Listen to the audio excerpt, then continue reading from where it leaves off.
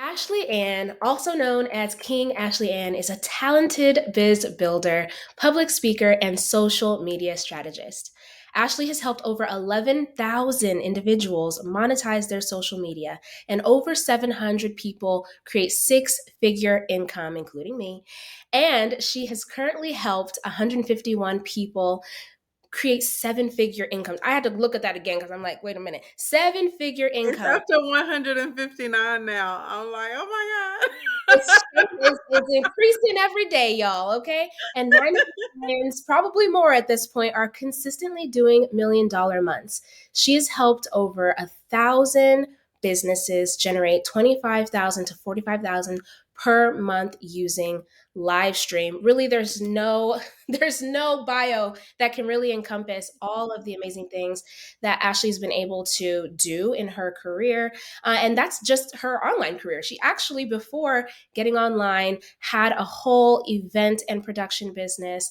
And you know what? I'm going to be quiet so that she can go ahead and introduce herself with even more of her accolades. Thank you so much for being here. Let us know a Thank little you bit for more. having me. I'm so excited to be here. You're one of my favorite people. And when I saw the opportunity, I was like, of course. So anything that you would ask me, I'd always tell you, yes, you're an amazing human being. You're like an amazing entrepreneur.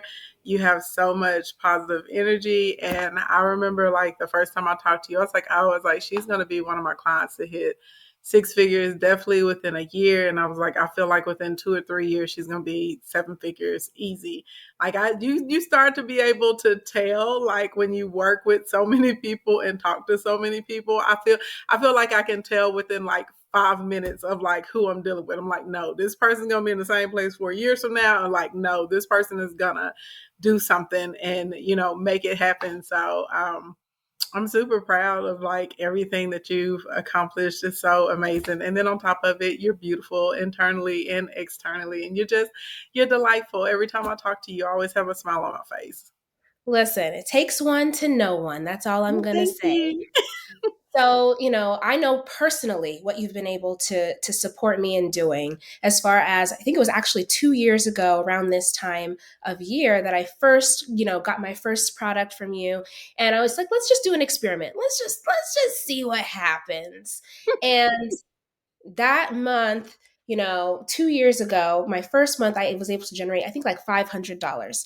And then the next month, I doubled that. And then the month after that, I made like over $5,000 in my online business using social media and the things that you teach really work. And so I can say that personally because literally I left my 9 to 5 because I was able to replace it. And so for you, you mentioned being able to tell who's going to be able to succeed and prosper Mhm. and maybe who's going to have a harder time in the process.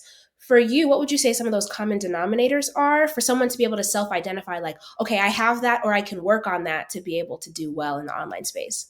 The first thing I'm going to say, and nobody really talks about this, is really your mindset and your disposition in life. And it does not matter what anyone teaches you in life. I literally could put, 100 people in the room, give them everything and put it there. And literally like 98 of them would still fail because it really has to do with like what's going on mentally. Like, and people just do not get that. There's something about people that can generate six figures, seven figures, eight figures, nine figures, whatever it is, right? On a financial side. These are people that are extremely persistent. It does not matter if you cannot make it work the first time. You're going to say, let me revamp, let me reboot, and let me try again. One thing that's very important that you just said, right? You said the first month was 500, the next month was 1,000, and then the third month was 5,000. There are people that I meet all the time, and they're like, oh my God, I tried, I made an effort. And I'm like, no, you didn't. I'm like, how long did you try? Oh, I tried for 2 weeks. Oh, I tried for 30 days, right? And before social media, like people like me, I had tried for 10 years. You know what I mean? Before, like, it took me 10 years to be an overnight success. So like there's this thing of saying, okay, this is something that worked. Even if it's not huge right now, it worked, and I can figure out a way to grow that. I can figure out a way to develop that. So the first thing I would say is being consistent and persistent.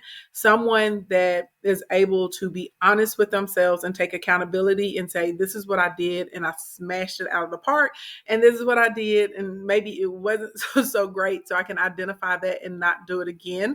Also a characteristic that I notice with my people that, I feel like are winning out here in these streets, really excited about what's going to happen in their future, right? It's a lot of, this is my goal, this is what I'm working on. And they're not looking for like a reason not to win. So, like, I'll talk to somebody and literally their foot is like halfway out the door. You know what I mean? And they have 50,000, 11 million reasons of why they think it won't work or what may happen or what stopped them in the past or what. Like, when I'm talking to my clients that are like, I'm instantly knowing like, oh, this is the person's going to win. They never bring up to me like all the things that may not work. They're just so focused on this is going to work and what do I need to do to make this happen. I never hear y'all saying, well, I tried that in the past and it didn't happen. Nope. They're just like, okay, I'm gonna try it again. I didn't try it like this. I didn't try it like that. So definitely, having a positive disposition and being future focused instead of like just getting locked in on your past mistakes. And I feel like the next largest indicator that I see, it's internal. Like, people that are always whining and complaining and talking about what everyone did to them, that's their story. Their story is victim mode. A person that is the victor, they are like, look at what I overcame, right? That's a piece, that's a portion. This is something that may have happened to me, but it does not define me. And ultimately it happens for me, right? And so whenever I'm listening to people talk and they want to tell me everything that everyone has done to them negative, not saying that these people didn't do trifling, low down, dirty, scandalous stuff to you. Yes, they did. However, how do you want that to be defined in your story? Do you want it to be something that you overcame, or do you want it to be something that held you down? Which one is it?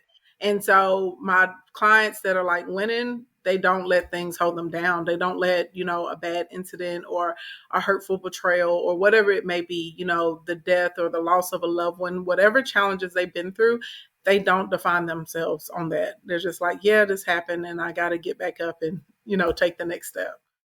Now, y'all, if you haven't already taken a whole page of notes, then you need to pause and go back. But, I think there's a saying that goes, you'll always find evidence for what you choose to believe. And so, whether Mm-hmm. you are going to believe that at the end things are going to work out for you, or whether you believe that the world is against you, there's going to be evidence of that thing. And so, what it sounds like you're Absolutely. saying is those common denominators are that people who are going to be inevitably successful have evidence and look for evidence that they're going to be able to figure it out some way, somehow, as long as they keep showing up. And Yeah. it's probably easier said than done for some people. Like, there's real life circumstances, but you yourself didn't come from like a silver spoon and everything being perfect in your life. I know that you mentioned starting with $125 in a laptop. That's Yeah. it. Like, you didn't have, maybe venture capital behind you or None of millions of that. dollars to start. Like, how did things go for you in the very beginning?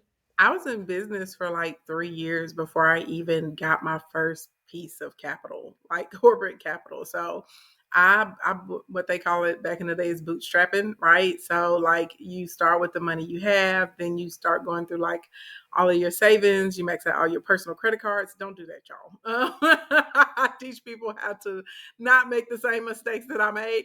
Don't do that unless you have to. But also, like, social media was like kind of just really getting started. Like, I'm probably aging myself, but it's the truth. Like, I think I got a Facebook page when I was in college. Facebook had been out for a few years, but I didn't even get a Facebook page to like my freshman year, which was like '04, no, '03, '04, in the '03, early '04, something like that.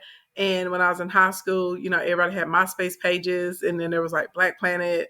Then Facebook came around and it got rid of that. So people weren't really using social media at the time for like marketing or like to connect with clients. So we like old school, like feet on the street. Like, you literally had like I remember like we did, I think, like 16 miles in one day, literally going house by house to like put flyers on people's doors, because I didn't have the money back then to be able to afford, the mailer service where you can pay the post office to drop it in people's mail. I didn't have the money to afford it. So I printed the flyers, and me and my sister Tracy and her best friend Shay, we literally walked like a neighborhood. We did this every day for like 6 or 7 days to put out flyers and let them know we were having like an open house. You know what I'm saying? Like, it's so much easier now compared to back then, but I wanted it. So it didn't matter to me that I didn't have money for stuff. I would figure it out.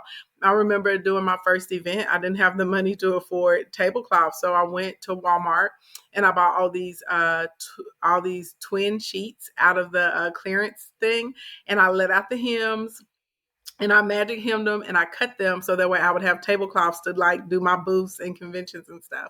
I didn't have like enough money to buy like the flowers, so we would go down to Scott, and on the side of the road we would like actually go and like cut the flowers and the leaves, and I would spray paint like all of my sticks and stuff. Like, just at the end of the day, if there's something that you want, and I've always been this type of person, I'm gonna figure it out, and money's not going to be an obstacle to me. And a lot of people try and say like money is their hurdle or money is their hindrance. It's not money. It's really is you. How resourceful are you going to be with your resources, and how bad do you want it? Mm, the resourcefulness. Yes, most people, well, if they don't have it planned out and for it to follow through the way that they've planned it, give up, Yeah. and they Yeah. don't see any other options or any other ways. Now, I'm sure someone's listening and they're like, wow, that's amazing how you've been able to have this predisposition, this mindset that's kept you moving forward. For someone who maybe is, maybe really struggling right now with trying to switch from, I don't know if I want to say negative, but just a mindset that's not in alignment with the way they want to really live, to one that is supportive of them, what is it that could push them over the edge to get to the other side? How do you practice or grow or change your predisposition or mindset? You have to really focus on being self aware. And even if that means you have to ask yourself questions out loud sometimes, that's okay. Like, nobody cares what other people think, right? Don't let an unqualified person disqualify you. So, literally, if you have to tell yourself, like, or if you have to ask yourself, okay, is what I'm doing or what I'm saying or how I'm acting, is this going to help me get towards my overall goal? If the answer is no, let it go. Like, just like that. The second thing is, I always would remember, to the victor goes the spoils. No one in there doesn't say to the victim goes the spoils. I want the spoils. I wanted to make sure that I had the ability to have, outside of financial stability, financial abundance. I love the fact that I can employ other people in my community and my family. I like the fact that, I'm able to do like really amazing things for my parents or my sister. Like, you know what I'm saying? Like, when my sister purchased her home, and I didn't want her to have PMI. And so I surprised her and I did the down payment for her house. You know what I mean? So people are like, what? And I was like, and even her underwriter was like, what? And I was like, yeah. I was like, she's like, you want to do what? And she kept trying. She was like, well, if you pay this, she's not going to be able to get this, first time home buyer program. I don't care about your first time home buyer program. It's a better deal for me to put down the $45,000. You know what I mean? And allow her to like have her mortgage payment lower by $300 or $400. You know what I'm saying? And give her like a big pad. So even give her more equity, right, in her home when she came in. So for me, like, understanding what money allowed you to be able to do.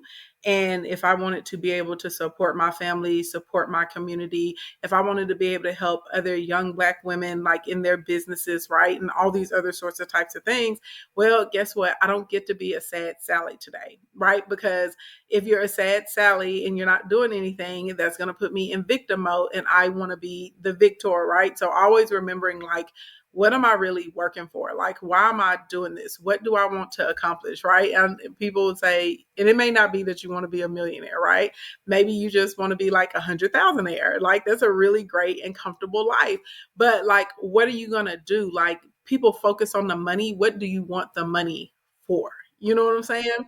Like, so when I was always just kind of focused on my why, also something that helped me, be progressive. Whenever people tell me I can't do something, oh, I love it. I'm like, oh, I can't do what? Like, I literally can take that and use it as fuel, like instantly. People hate their haters. I love my haters.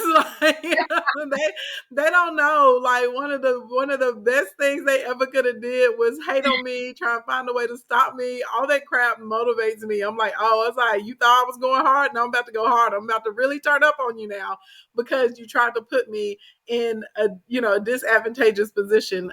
So that, and then also, it's really, people don't really put too much thought into this though, but what you're hearing is a big deal. So, and people think affirmations and stuff are corny. Okay, that's fine. You don't have to say the affirmation, but like, listen to some positive music that makes you feel good. Watch something positive on TV. If there's someone that has a sermon or a message or something that they can teach you or you can learn from, like, I would challenge everybody to spend the first 13 to 15 minutes of your day just listening to something positive. You will feel so much better. And then switching over into gratitude. To this day, I still do my gratitude chants. My fiance does them with me now too. He loves it. He's into it. At first he's like, what? And then he's like, oh, he's like, I like this. This is good, right?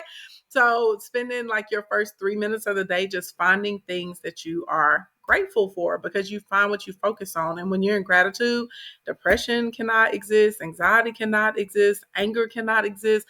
All of these emotions that actually bring down our vibration, they can't exist. So by default, you're increasing your vibration, which means you're going to increase your opportunities and you're going to like increase the frequency that good things happen to you. And I know somebody right now, they're probably like, what is she talking about? Like, y'all, I'm outside of business. I know that my purpose is to help people manifest things. So I'm obsessed with the brain and how it works. And I've studied for years how you can prove spiritually and scientifically that manifestation is real. And so when it breaks down to it, at the end of the day, everything that we can see that's physical matter is really energy, and it's a collective of cells. And just all these cells got an agreement and they said, I'm going to be, this blue shirt, or I'm going to be this table, I'm going to be Ashley Ann, whatever it is. And so you can change the frequency or the vibration that all these little cells are working together to put yourself on a trajectory to where you want to be. And so if you're a person and you're really challenged with, trying to change your disposition to one that's more supportive, then you really need to be focused on trying to increase your vibrations and positive words, positive songs, positive messaging. Even on your social media, I tell people to practice stop, swap, share. If it's something you're looking at it and it makes you feel bad, just stop following it. Like, it's that simple. Yeah. Swap it with something that makes you feel good. I don't care if it's a puppy, if it's flowers, if it's, some girl or guy online that you connect with. They're like your friend in your head, just whatever. Like, stop, swap it out, and then share things that make you feel good with other people, because social media, even though I love it and it's great to, for the income and great to connect, other people across the world, I'm not even going to sit here and lie and say that social media does not have a dark side, and it can definitely be very detrimental, on people's psyches for sure. Oh my goodness. You just say she just gave y'all a whole master class. Okay, that you probably wasn't ready for. But I love that stop, swap, share, because then you're going to amplify the vibration, the energy that it's a Mhm. boomerang, right? So what we put out is going to come back to us. And so if there's something you don't like, you stop looking at it, stop following, and then you swap it with something else and then share it, because that's what you want to put out into the world to receive back, not because you want to receive it, but because you want to affect the energy and the vibration around you. And that was genius. And some people are gonna sync with that and they're gonna feel it, and some people maybe it's a seed that won't make sense until later on, Yeah. when they really understand. But we're creating no matter what, so why not get intentional about what we're creating Mhm. by choosing, where we want to be, how we want to think, a lot of which all of us are recycling old negative thoughts from 10 years Yes. ago, from 15, 20 years And ago. thoughts are transferable. Like, people don't understand that. Like, thoughts are transferable, ideas are transferable, like feelings are transferable. Like, Have y'all ever thought about like you get an idea for something and it's really great, and then you sit on it and you don't do anything with it, and then all of a sudden someone in your circle is doing it, like, you know what I mean? Like, but you had 6 months to do it and you didn't do anything with it. It like this is the thing. Once something is thought, once it's manifested, its goal is to show up here in the physical Mm, realm that we're in. That's it. So, and like people have to, you have to really really think about it. Like everything that we can see or we can touch or we can feel, it was a thought. That's what it was. It started as a thought. It showed up over there in the spiritual world, and then it was like, okay, I gotta like show up now in the physical, right? So like somebody somewhere, somebody somewhere was like, hey, I think a shirt with a collar and buttons on it would be really nice. You know what I mean? And it'd be super cute if it was denim. There was a point in history, there's no such thing as a denim button up or Canadian tuxedo. You know what I'm saying? Like the beautiful painting that's behind you right now, somebody saw that somewhere in their mind, right? And it came to fruition. The canvas, the whiteboard, like the laptops that were on, somebody thought about mm, it somewhere, was like, wouldn't this be really cool if this could happen? And then it was like, okay, now let's make it show up in the physical. And so anything that you want, like in your personal side or even in your professional side with your business, people thought it was crazy because I'd be every morning saying I'm thankful and grateful for my multi-million dollar business and my abundance of clients and customers. And I had a bank account that had a negative $7,000 in it when I started this. Um, just really, saying I'm going to speak what I want to see. And then lo and behold, in less than a year, I turned around and made my first $1 million. Like because I was like, this is what is going to be. And I started taking the actions and the behaviors every day to get it there. So I think a lot of people discount how strong like our minds and our mouths are, and how like if I'm thinking about something that's out here, like this is something that God gave to me that I can grow and develop, if you know what I mean. Like this may be something you can use to feed your family or change the trajectory of your family legacy, but if you don't do anything with it, it has to manifest, so it's going to go to the next person. whew. You just mentioned, essentially be do have, right? And so Yeah. your bank account was negative 7,000, and there's a difference between eyesight and mind sight. So Mhm. eyesight is judging based on what's right in front of you. Of course, what was in front of you was a negative bank account, but your mind sight told you there's something beyond this. And if I focus on that, I can change what's right in front of me. And you mentioned, of course, thinking about visualizing what you knew was going to happen, but then you went and you acted in accordance with what you thought. So some people are Yeah, just saying affirmations, but their activity isn't matching their intention. And that's why you're not manifesting what you see in your mind, because you're that is talking a so lot, true. but you're not embodying what it is that you're talking about. And I think that's oftentimes the missing key. And so I love that you mentioned all of that, because really very quickly, even your life can change once you start doing these things. I remember doing it when I was in, I think it was like the manifestation accelerator, and it was like Yeah. every day do these affirmations 3 times a day. I went and I stood outside, I had my arms open, I was like, I'm so thankful and grateful for my profitable business, for my community. I did the whole list, and it really made a difference. And so, I would love to hear, right, for you at the lowest point or the most challenged point in your journey, you now being where you're at, what would you say to yourself at that point when you were really challenged? Maybe you didn't know or think or see and believe that you're able to get to where you are now. Maybe you did, but what would you say to yourself at that point? Girl, you are the problem.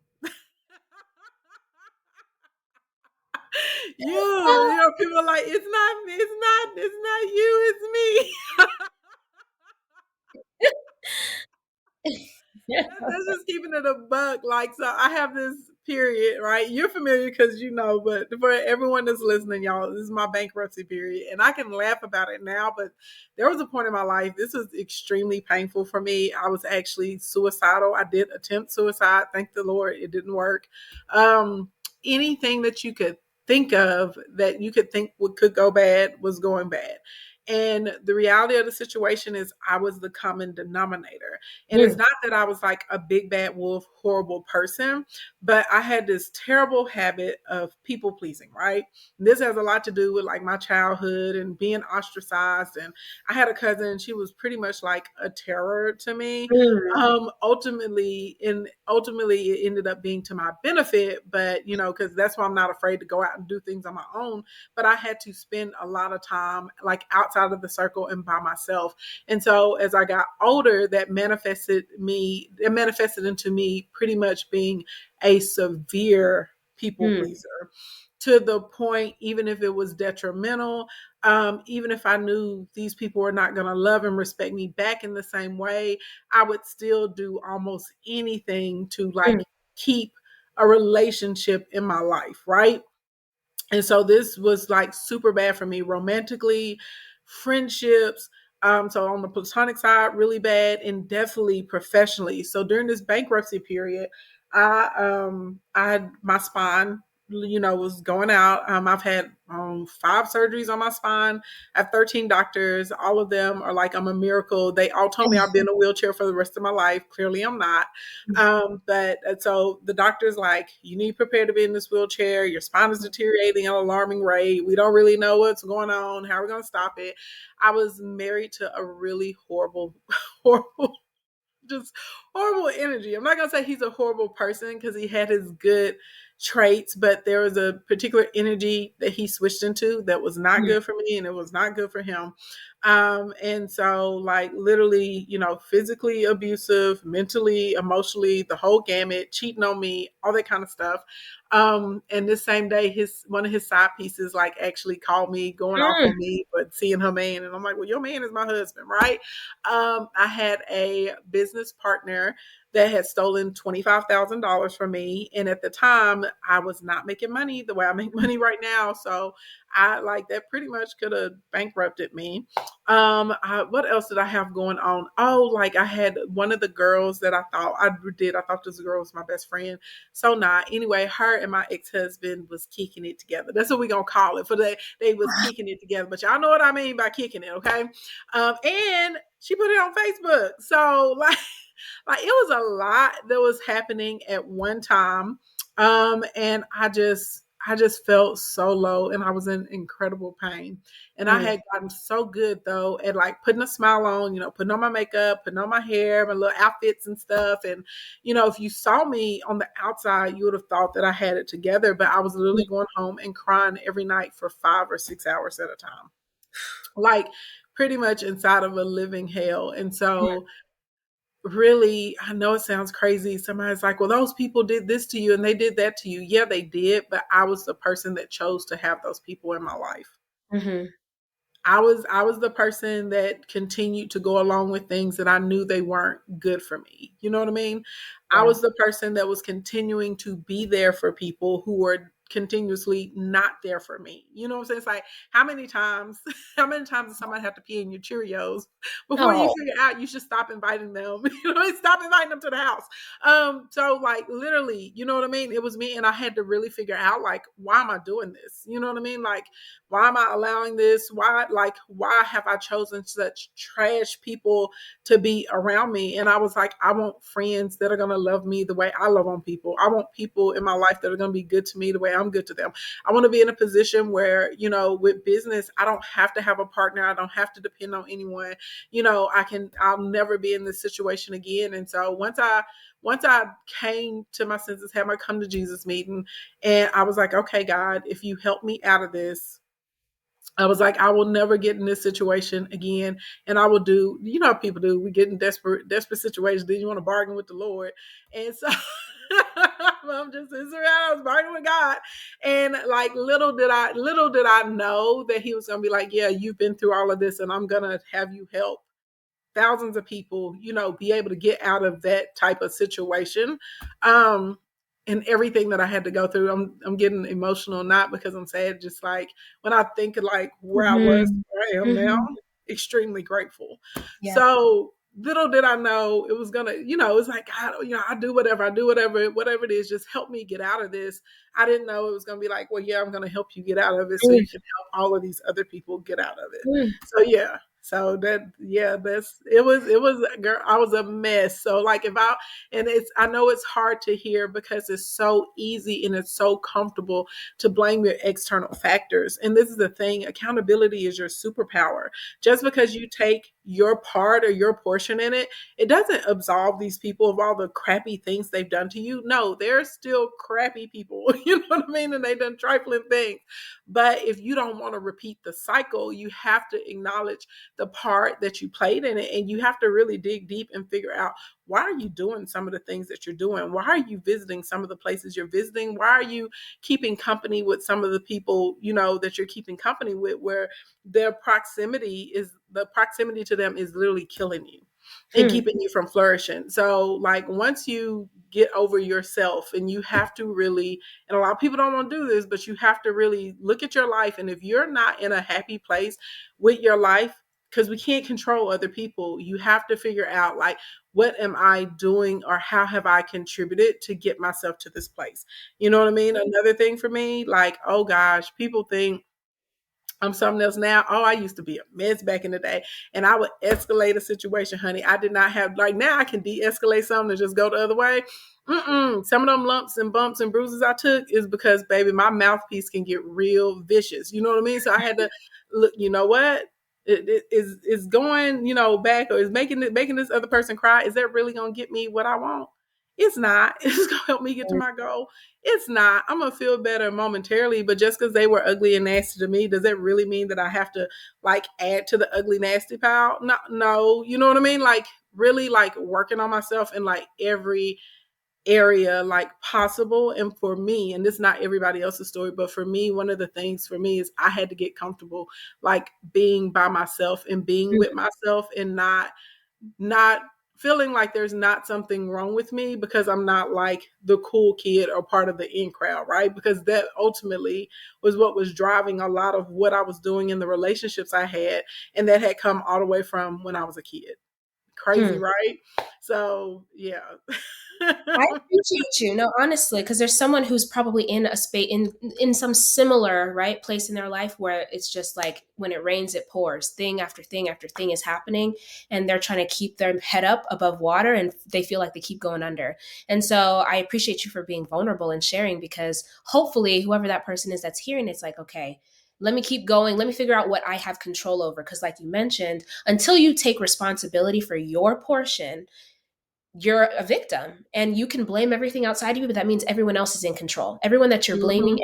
everything that you're blaming is what's in control of your situation until you take, responsibility for your contributions. I can say it too, because I done got all the things that happened, It's not until you say, this is my portion. So this is actually what I can do to be Mhm. able to evolve through this. I really appreciate you for that. And obviously you're headed in a direction none of us can even, we can't put bounds on it, we can't even describe it, because you already are fancy and living your best life, but there's always new levels for the version of you that is in the next place that you see. What would that person say to you now, do you think? You know what I mean? Like, you already have the abundance mindset now. You're living in a way that helps you to cultivate the reality that you want to see. But when when you have kids and you're getting ready to get married, and plus you're also seeing it go from thousands of people that you've affected to, let's say, hundreds of thousands or millions of lives that you've Yeah. impacted, what's that Ashley Ann going to say to you now? Um, build a team. Build a team and train them well. Is what I like. I'm at that point, like, I have a team, but there's like another team I have to build now Mhm, of, mhm, like, C-level executives and directors inside of my company to help it be able to grow to the next mhm, place and keep me from working to the point that I'm burnt out or exhausted, because that's not healthy. That's dysfunction. And a lot of people mhm. don't want to talk about that, right? Can we come out of grind culture? We come out of hustle culture, right? That's what I was taught. I really had to work over the years to deprogram myself from, basically working into exhaustion, because, if I'm not working myself, until almost to a point that I'm suffering, then for some reason I don't deserve the good Mm, things that come, right? That come on the other side. And it's really not healthy. Like, it's not like physically, it's not good for you. It will manifest in your body. But also, when it comes to your relationships, like, money is not good if all your relationships are trash. You know what I'm saying? Money's right. not good if you can make a lot of it, but you don't have time to enjoy your family and your friends. Like, you know what I mean? So, like, really, that thing. And I'll have to be honest, I feel like when you're an entrepreneur, you go through phases of constant work, and then you go through phases of ease. And Mm, it's not you're not all the time going to be late nights, early mornings. You know what I mean? Like, you may be in that phase in the beginning, and then you're going to go through a period of ease, and then you're going to be like, okay, well, do I want to grow this more than what I have right now, or am I comfortable here, right? And some people are going to say, I want to grow it again. So guess what?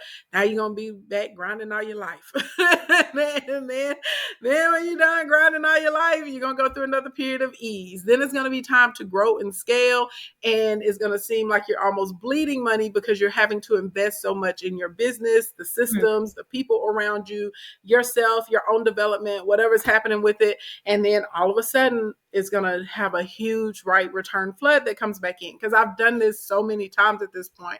And so I'm at the point now, like, the team has to be different. You know what I mean? It has to be all like executive level people that I'm putting into place. And figuring out, like, who goes where, so that I can have, I can be able to get to, like, whatever the next level is for me outside of this. Like, I know what it is, I know what I want. So now it's putting the key people in position, right? Like, I know one of the things I have to do, you hire your weakness, and I have to have a micromanager on my team. I'm one of those people. I don't like it when people work over my shoulder. I don't like it when people micromanage me. I don't want to do it to other people. But I've had so many failed experiences, and I've spent literally over $500,000 like trying to hire and outsource people for different things. mhm, I understand that there's no way that, an organization, once it gets to the size of mine, can function without some of these people with the personality types that I almost mhm. despise. Yeah. That I don't like, but it's needed, right? It's needed. There's a place for them. So, like, I would say, like, building the team, right? And then being able to trust your team to do what they need to do to carry, like, the vision to fruition, because all of us get to a point, whatever it is, whatever our vision is, whatever the goal is, it's too large for just us, right? And I went from a one person to, like, then just me and my sister. Then it was me and my sister and an assistant. Then it went from three of us to five of us. Then there was 10 of us. Then there was 16. Now there's 40, right? So it's a process, right? It didn't happen overnight. And I didn't jump out saying, oh yeah, I need a 20-person team. No, when I started, I was a one-man show or one-woman show, the way a lot of people listening right now. You're a one man, one woman show, right? Then you're probably going to get a VA or two, and it's going to be great. And you're going to be a 3-person show, and y'all are going to get a lot of stuff done.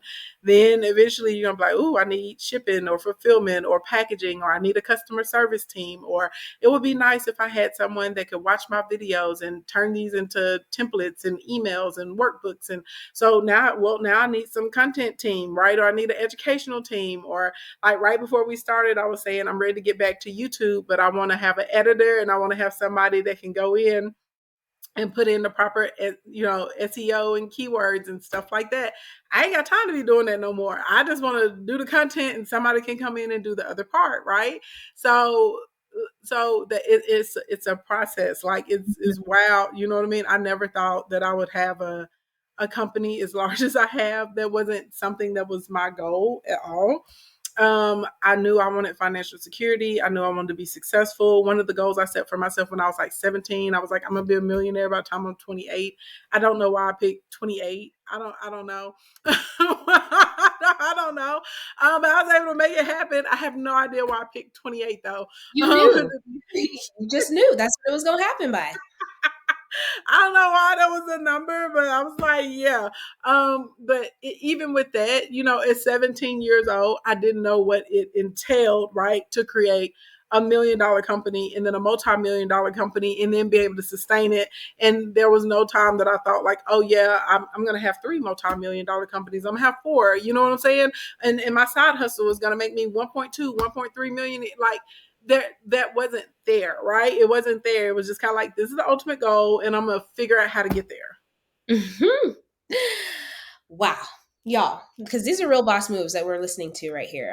I can attest to the legitimacy of her claims when I say that who you are in the beginning is and what you do in the beginning is going to be required to get you to a certain point, but then there's going to have to be a shift Yeah. where what you did in the beginning can actually keep you from progressing. And so doing it by yourself and being resourceful can be really great in the beginning, but at some point you're going to have to shift and understand Mm-hmm. what help you're going to need, or else doing it by yourself becomes the bottleneck in the business and holds you Yep. back from being able to scale. And so, it really requires continued self-awareness and development personally and professionally to even be able to see and say, okay, where am I at on the game board and what do I need to do next to be able to keep making progress. And so I love that you share that and mention it, and who it is that you need to hire, like the micromanager. And it's like, oh, but that person is going to help tighten things up or fill in the Mm-hmm. gap. And we all have places like your area of genius. You know what it is. We know what it is because you're fire once you get in front of people. You're a phenomenal teacher. I've Thank personally you. benefited. My baby's inside. We're about to wrap this interview up so I can show my baby to my coach. And it's because like I've been able to enjoy my pregnancy, my birth, my postpartum, and have hope throughout the whole experience that I don't have to sacrifice who I am and how I want to serve in the world because I had the right support in place. And so I say that because if you feel like anything that she has said today resonates, then you need to follow her Instagram. You need to go ahead and get the freebie that's linked in the show notes. You need to make sure that you tap in, but you actually have to follow through with what's being said. And so Mm-hmm. she, of course, provided the structure, but I had to show up and follow through on the information to do the experiment. I was like, let's just see what happens. You don't even have to believe. I personally don't think you have to believe in something to experiment and see what happens and go from there. And so I say that because I don't know if anyone has shown you gratitude today. Every time I interact with you, my goal is to let you know how much I appreciate how you have shown up in the world and that you've gone through as much as you've gone through and not allowed it to hold you back and hold you down, because I'm just one of the people whose lives you've helped to shift and transform and change. And Oh, if thank I'm you. one of the people, I know that there's so many more that you've already supported and that are coming in the future to be affected by your being here on the planet and being yourself and showing up, because I know you're tired. I know that it can't be easy to do everything that you're doing. So if you haven't heard it today, thank you. My community Oh, thank thanks you. you.